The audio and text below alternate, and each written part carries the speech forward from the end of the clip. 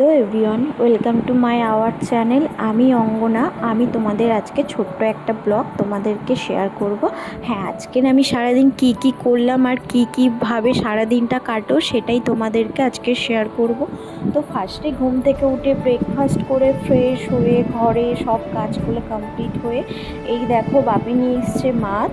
তো ফার্স্টেই আমি মাছটাকে ভালো করে মাছটাকে কেটে দিল, কারণ আমি তো মাছ কাটতে পারি না, আর এত বড় মাছ আমি তো কাটতেই পারবো না, কোথায় ভুলভাল হয়ে যাবে। তো ওই জন্য ঠাকুমা মাছটা কেটে দিল। তারপর মাছটা আমি ধুয়ে নিলাম, ধুয়ে তারপর আমি মাছটা ভাজতে দিয়ে দিলাম কড়াইতে।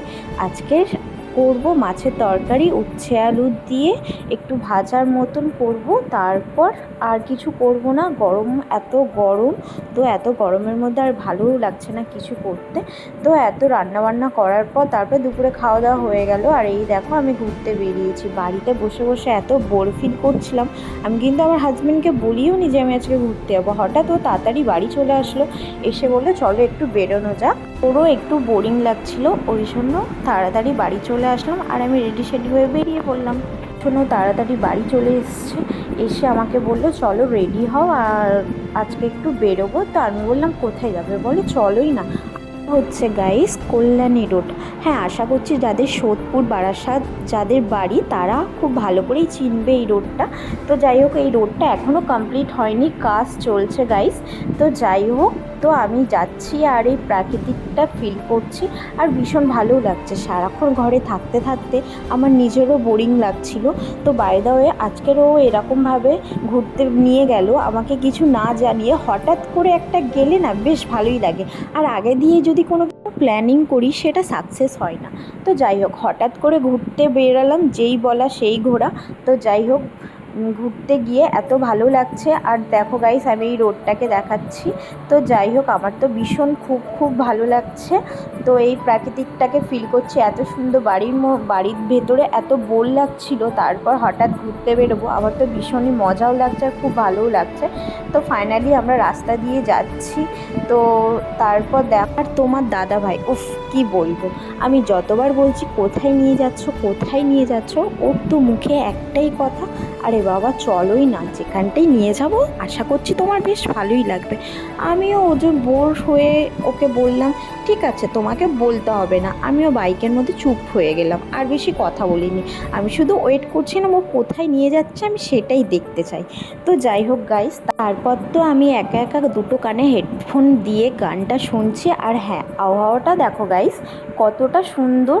আর মেঘলা মেঘলা করা ছিল, আর বেশি আজকের মেঘলা করার জন্য আবহাওয়াটা সত্যি খুবই সুন্দর। বাড়িতে ছিলাম, গরম লাগছিল, বাইরে বেরিয়ে বুঝলাম আবহাওয়াটা জাস্ট অসাম, খুবই সুন্দর। আর এই খোলা আকাশের নিচে একটা লং রাইড হবে, জাস্ট কোনো কথা হবে না গাইস। আমি একটু ছোট খুশিতেই আমি ভীষণ ভালো লাগে, আর বেশি বড় কিছু ওর কাছে আশা করি না। ও আমার যেটুকু আমাকে ঘুরতে নিয়ে যায়, হ্যাঁ আমি ওইটুকুই খুশি। তো যাই হোক গাইস, ফাইনালি ও আমাকে একটা ঘাটে নিয়ে আসলো।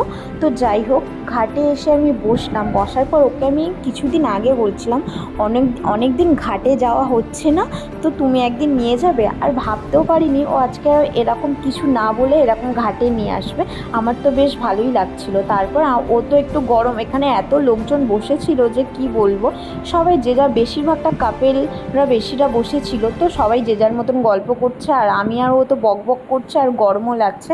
তারপর একটু সন্ধে হয়েছে, তারপর আমরা এখানে খাচ্ছি হচ্ছে ফুচকা। তারপর ফুচকাটা খাওয়া হয়ে গেল, খাওয়ার পর আমরা এখানে খাচ্ছি পাপড়ি চাট।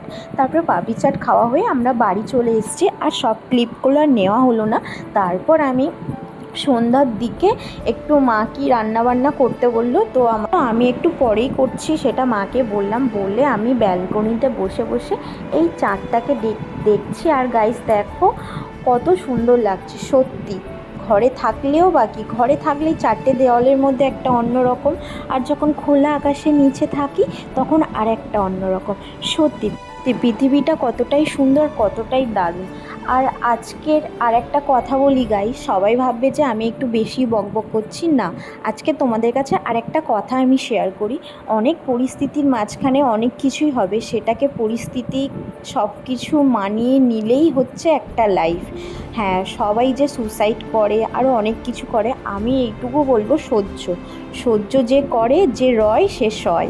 তো যাই হোক গাইস, আমি মনে হয় অনেক কিছু বলে ফেললাম। তারপর রাতে আমি পোলাও আর চিকেন কষা করেছিল।